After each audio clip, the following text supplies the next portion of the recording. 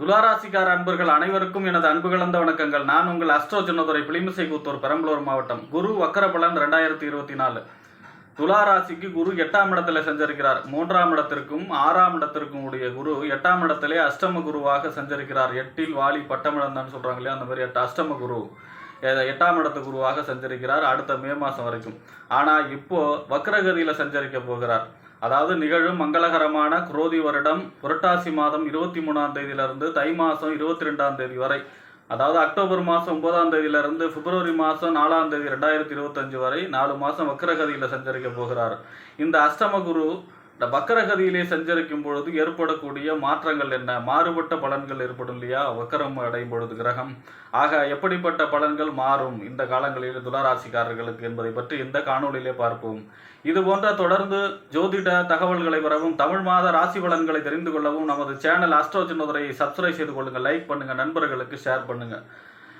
பொதுவாக வக்கரம் அப்படின்னா ராகு கேது எப்பவுமே வக்கரகதியில தான் சஞ்சரிப்பாங்க, பின்னோக்கி தான் சஞ்சரிப்பாங்க. சூரியனுக்கும் சந்திரனுக்கும் வக்கரம் கிடையாது. பாக்கி இருக்கக்கூடிய 5 கிரகங்களுக்கும் வக்கரகதி உண்டு.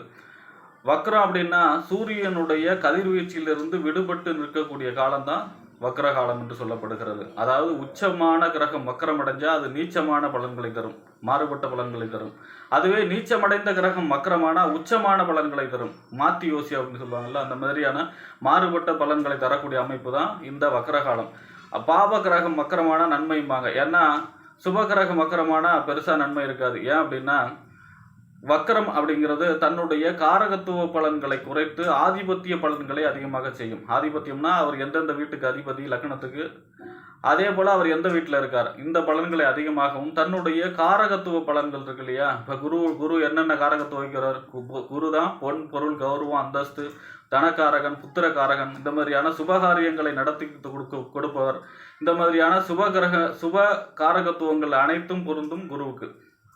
ஆக தன்னுடைய காரகத்துவ பலன்கள் குறைவுபடக்கூடிய அமைப்பு இதுதான் இந்த வக்கர காலம். அப்போ குரு எந்த துளாராசிக்கு எந்த இடத்திற்கு அதிபதி? 3ஆம் இடத்திற்கும் 6ஆம் இடத்திற்கும் அதிபதி. அப்போ குரு 8ஆம் இடத்துல இருக்கும் பொழுது காரகத்துவ அடிப்படையில் என்ன ஆகும் அப்படின்னா அஷ்டம குரு. அப்போ குரு தனக்காரகன் இல்லையா, தனக்காரகன் 8ல் மறைஞ்சா என்ன ஆகும்? காரகத்துவ அடிப்படையில் பொருளாதார பிரச்சனைகள் ஏற்படும். அதாவது கொடுக்கல் வாங்கல் சரி இருக்காது, கொடுத்த இடத்துல கடன் வந்து உங்களுடைய கொடுத்த பணம் வந்து சேராது, நீங்கள் கேட்ட இடத்துல கடன் கிடைக்காது, உங்களுடைய பொருளாதாரம் சம்பந்தமான மந்த நிலை இருக்கும். அதாவது பணம் சம்பந்தமான பற்றாக்குறை கொடுத்துக்கிட்டே இருப்பார். ஏன்னா அவர் தான் தனக்காரங்க 8ல் மறையும் பொழுது பொருளாதார பிரச்சனை ஏற்படும். குழந்தைகளுக்கு அதிகமாக செலவு செய்யக்கூடிய அமைப்பாக இருக்கும். புத்திரக்காரங்க 8ல் மறைஞ்சா என்ன ஆகும்? குழந்தை சம்பந்தமாக நிறைய செலவு செய்யக்கூடிய அமைப்பாக இருக்கும். அதே போல தனக்கு வீண்பழி வந்து சேரக்கூடிய அமைப்பாக இருக்கும். அதே போல தன்னுடைய கௌரவ பங்கம், புகழ் அந்தஸ்து கௌரவத்துக்கு அதிபதி குரு இல்லையா. அப்ப தன்னுடைய புகழுக்கும் அந்தஸ்துக்கும் கௌரவுக்கும் சில இழுக்கு ஏற்படக்கூடிய அமைப்பாக இருக்கும். நம்பிக்கையின் மோசடி நடக்கக்கூடிய அமைப்பாக இருக்கும் இந்த அஷ்டம குரு. என்ன குரு? அதாவது டிசிப்ளின் ஒழுக்கத்துக்கு அதிபதி யாருன்னா குரு தான். அப்போ அவரோட 8ல் மறையும் பொழுது என்ன ஆகும்? அது சம்பந்தமா தன்னுடைய பெயர் கிடக்கூடிய அமைப்பையும் செய்வார் இந்த அஷ்டம குரு. அப்போ இந்த வக்கர காலங்களில் என்ன ஆகும்? தன்னுடைய காரகத்துவ பலன் அடி வாங்குறப்ப அது நன்மையாக செய்யும். இப்போ ஆதிபத்திய பலன்னா எப்படி இருக்கும்? குரு 3ஆம் இடத்துக்கு அதிபதி. 3ஆம் இடம் முயற்சி ஸ்தானம், வெற்றி ஸ்தானம், இளைய சகோதர ஸ்தானம், தகவல் தொடர்பு ஸ்தானம், தைரிய ஸ்தானம், வீரிய ஸ்தானம். 3ஆம் இடம் என்பது தன்னுடைய அக்கம் பக்கத்து வீட்டுக்காரங்க, ஒப்பந்தம், கையெழுத்து, அதே போல பத்திரப்பதிவு, இந்த மாதிரியான விஷயங்கள்லாம் சொல்லக்கூடிய இடம் வந்து 3ஆம் இடம். ஆக இந்த 3ஆம் இடத்து அதிபதி 8ஆம் இடத்துல மறைஞ்சா நம்ம ஃபர்ஸ்ட் எடுக்கக்கூடிய முயற்சி வந்து 3ஆம் இடம். அவர் 8ல் மறைகிறார் அப்படின்னா என்ன அர்த்தம்? நம்மளுடைய ஃபர்ஸ்ட் எடுக்கக்கூடிய முயற்சி தடைபட்டு அதன் பிறகு நடக்கும். இளைய சகோதர வழி கொஞ்சம் விட்டு கொடுத்து செல்ல வேண்டும், சில வாக்குவாதங்களை தவிர்க்க வேண்டும். அதாவது அக்கம் பக்கத்து வீட்டுக்காரங்கள்ட்டையும் கொஞ்சம் விட்டு கொடுத்து செல்ல வேண்டும், அவர்களிடம் வாக்குவாதம் செய்யக்கூடாது. இப்பொழுதுக்கு 3ஆம் இடம் பத்திரப்பதிவு இல்லையா. பத்திரப்பதிவு சம்பந்தமா ஒப்பந்தம் சம்பந்தமா எந்த விதமான புது முயற்சிகளையும் எடுக்க வேண்டாம். அதாவது கையெழுத்து, ஒப்பந்தம், பத்திரப்பதிவு, டாக்குமெண்ட், இந்த மாதிரி விஷயங்கள்ல எந்த விதமான புது முயற்சிகளையும் எடுக்க வேண்டாம். ஏனென்றால் 3ஆம் அதிபதி 8ல் மறையும் பொழுது. அதே நேரத்தில் 6ஆம் இடத்திற்கும் அவர் தான் அதிபதி துளாராசிக்கு. அப்போ 6ஆம் இடங்கிறது என்ன? நோய், எதிரி, வம்பு, வழக்கு, கடன், உத்தியோகஸ்தானம். அப்போ நோய், எதிரி, வம்பு, வழக்கு, கடன் ஸ்தானத்து அதிபதி ஒரு மறைவு ஸ்தானாதிபதி மற்றொரு மறைவு ஸ்தானத்துல இருந்து அதுக்கு பேர் என்ன? விபரீத ராஜயோகம். அதாவது நோய், எதிரி, வம்பு, வழக்கு, கடன். நோய் நஷ்டம் அடைய போகுது. அப்போ நோய் இல்லாத வாழ்க்கை, எதிரி இல்லாத வாழ்க்கை, கடன் இல்லாத வாழ்க்கை. அப்போ பொருளாதார சம்பந்தமான பிரச்சனைகள் தீரக்கூடிய அமைப்பு, எதிரியை ஜெயிக்கக்கூடிய அமைப்பு, தீராத நோய் இருந்தாலும் இந்த நேரத்தில் நோயிலிருந்து விடுபடக்கூடிய அமைப்பு, நோய், எதிரி, வம்பு, வழக்கு, கடன். அதாவது வம்பு வழக்கெல்லாம் இல்லாமல் வாழக்கூடிய நேரம், கடன் சம்பந்தமான பிரச்சனைக்கு ஒரு முடிவு கட்டக்கூடிய நேரம். 6ஆம் இடத்த அதிபதி 8ல் மறையும் போது விபரீத ராஜயோகமாக குரு இந்த வக்கர காலங்களிலே புரட்டாசி 23லிருந்து தை மாதம் 22ஆம் தேதி வரை அதாவது விபரீத ராஜயோகமாக துளாராசிக்காரர்களுக்கு நன்மைகள் அதிகமாக சேரக்கூடிய அமைப்பாக இருக்கும். உத்தியோகத்தில் கொஞ்சம் கவனமாக இருக்கணும். சக ஊழியர்களிடம் தேவையில்லாமல் பிரச்சனை வச்சுக்கூடாது. அவங்க போட்டு கொடுக்கக்கூடிய நிலையும் இருக்குது. அதனால் சக ஊழியர்களிடம் கவனமாக இருக்க வேண்டும். மற்றபடி துளாராசிக்காரர்களுக்கு 6ஆம் அதிபதி 8ல் மறைவது விபரீத ராஜயோகம். அடுத்ததாக குரு பார்க்க கோடி தோஷ நிவர்த்தி அப்படிம்பாங்க. ஏன்னா குரு தான் நவ கிரகங்களில் 100% சுப கிரகம். அப்போ குரு பார்வைக்கு விசேஷம் உண்டு. குரு 5, 7, 9 பார்வையில் எங்கே பார்த்தாலும் அந்த இடம் சுபத்துவம் அடையும், அந்த இடம் நன்மையை தரும். அதான் அர்த்தம். அப்போ குரு வக்கர காலங்களில் அவருடைய பார்வை பலன் குறைவுபடும். அப்போ துளாராசிக்கு எந்த இடத்தை பார்க்குறாரு? 12ஆம் இடம், அயன போகஸ்தானம், விரயஸ்தானம். அப்போ 12ஆம் இடத்தை குரு பார்க்குறாரு அப்படின்னா செலவுகள் கட்டுக்குள்ளே இருக்கும். ஆனால் இப்போதைக்கு இந்த வக்கர காலங்களில் செலவுகளை கட்டுக்குள் வைக்க வேண்டும். செலவு அதிகமாக ஆகக்கூடிய அமைப்பாக இருக்கும்.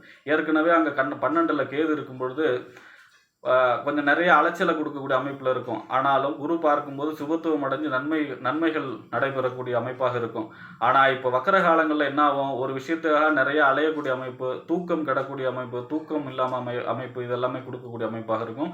செலவுகளை முக்கியமாக கட்டுக்குள் வைக்க வேண்டும். செலவு அதிகமாகக்கூடிய அமைப்பு இருக்கிறது. செலவுகளை கட்டுக்குள் வைக்க வேண்டும். அடுத்ததாக துளாராசிக்கு 2ஆம் இடத்தை 7வது பார்வையாக பார்ப்பார். 2ஆம் இடங்கிறது என்ன? வாக்கு, தனம், குடும்பஸ்தானம். குடும்பத்தில் உள்ளவர்களிடம் கொஞ்சம் விட்டு கொடுத்து செல்ல வேண்டும். குடும்பத்திற்காக அதிகமாக செலவுக்கு செல்லக்கூடிய அமைப்பையும் இந்த குரு பார்வை செய்யும், வக்கர பார்வை. அடுத்ததாக உங்கள் ராசிக்கு 4ஆம் இடத்தை 9வது பார்வையாக பார்க்குறார். வீடு, வண்டி, வாகனம், மனை, தாயார், சொத்து, சுகஸ்தானத்து அதிபதி இல்லையா? அப்போ 4ஆம் இடத்தை பார்க்கும்பொழுது என்ன ஆகும்? வீடு நில சம்பந்தமாக ஏதாவது பத்திரப்பதிவு அது சம்பந்தமாக வில்லங்க இருந்தால் இப்போதைக்கு ஆற போடணும், அதை பெருசுப்படுத்தக்கூடாது. அடுத்ததாக தாயாருடைய ஆரோக்கியத்தில் அக்கறை தேவை. ஏன்னா குரு 9வது பார்வையாக சுபத்துவம் அடைந்து பார்க்கும்பொழுது ஆரோக்கியம் சிறப்பாக இருக்கும். வக்கரகதியிலே பார்க்கும்பொழுது கொஞ்சம் ஆரோக்கியத்தில் கவனமாக இருக்கும். தாயாருடைய ஆரோக்கியத்தில் அக்கறை செலுத்த வேண்டும். வண்டி வாகனங்கள், அதாவது டிரான்ஸ்போர்ட்டு சம்பந்தமான தொழில் செய்கிறவங்க அதில் நிறையா வண்டியில் பழுது ஏற்படுறது, இந்த மாதிரியான விஷயங்களில் கவனமாக இருக்கணும். டிரைவரை நம்பக்கூடாது.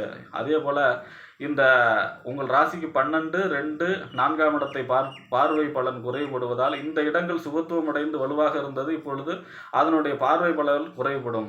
அதனுடைய இடங்கள் அந்த சுபத்துவம், அதாவது 12ஆம் இடம், 2ஆம் இடம், 4ஆம் இடம் கொஞ்சம் எதிர்மறையான பலன்களை செய்ய ஆரம்பிக்கும். மற்றபடி துளாராசிக்காரர்களுக்கு இது நல்ல காலம். ஏன் அப்படின்னா விபரீத ராஜயோகம் செயல்படக்கூடிய காலம். நோயை ஜெயிக்கக்கூடிய அமைப்பு, எதிரி ஜெயிக்கக்கூடிய அமைப்பு, கடன், வம்பு, வழக்கு இவங்களெல்லாம் ஜெயிச்சு வெற்றி பெறக்கூடிய அமைப்பாகவே 8ஆம் இடங்கிறது திடீர் அதிர்ஷ்டம் சொல்லக்கூடியதும் திடீர் வீழ்ச்சியை சொல்லக்கூடியது 8ஆம் இடம் தான். மறைபொருள் ஞானத்தை சொல்லக்கூடியது 8ஆம் இடம் தான்.